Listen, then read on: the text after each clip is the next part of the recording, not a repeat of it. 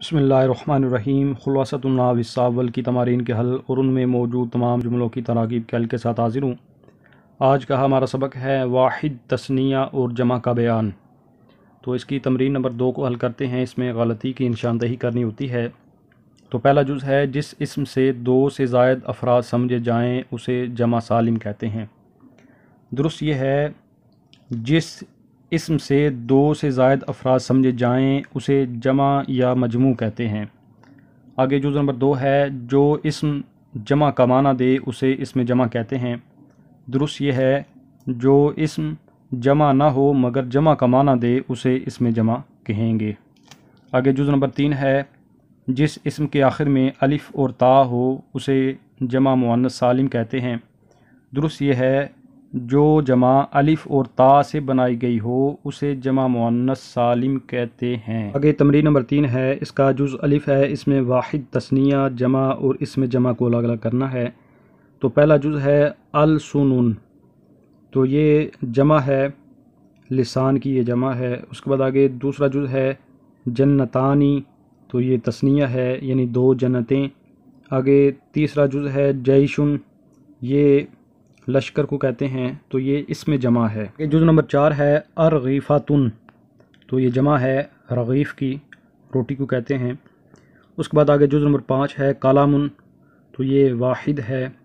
اس کے بعد آگے جز نمبر 6 ہے قوم، یہ اسم جمع ہے۔ آگے جز نمبر 7 ہے فیران، تو یہ جمع ہے فارن کی، فار چوہے کو کہتے ہیں۔ آگے جز نمبر 8 ہے مسلماتن، تو یہ واحد ہے۔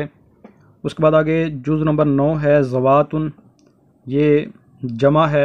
آگے جز نمبر 10 ہے قافلتن، یہ اسم جمع ہے۔ جز نمبر 11 ہے دواتن، یہ واحد ہے۔ اس کے بعد آگے جز نمبر 12 ہے راحتن، یہ اسم جمع ہے۔ اس کے بعد جز نمبر 13 ہے اطفالن، یہ طفل کی جمع ہے۔ اس کے بعد آگے جز نمبر 14 ہے منازل، یہ منزل کی جمع ہے۔ آگے جز نمبر 15 ہے نیران، تو یہ نار کی جمع ہے۔ اس کے بعد آگے جز نمبر 16 ہے ابواب، یہ جمع ہے باب کی۔ اس کے بعد آگے جز نمبر 17 ہے مؤمنون، تو یہ جمع ہے مؤمن کی۔ اب آگے تمرین نمبر 3 کا جز با ہے۔ اس میں جمع سالم اور جمع مکسر الگ الگ کرنا ہے۔ تو سب سے پہلے ہمیں جمع سالم اور مکسر کی تعریف آنی چاہیے۔ تو جمع سالم کی تعریف یہ ہے کہ جس جمع میں واحد کا صیغہ سلامت ہو اسے جمع سالم کہتے ہیں، اور جس جمع میں واحد کا صیغہ سلامت نہ ہو اسے جمع مکسر کہتے ہیں۔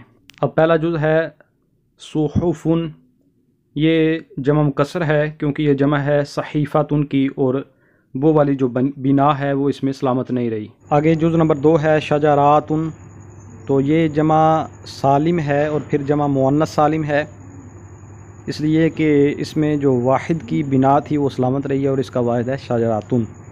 اس کے بعد جز نمبر 3 ہے مردا، تو یہ جمع مکسر ہے، یہ مریض کی جمع ہے۔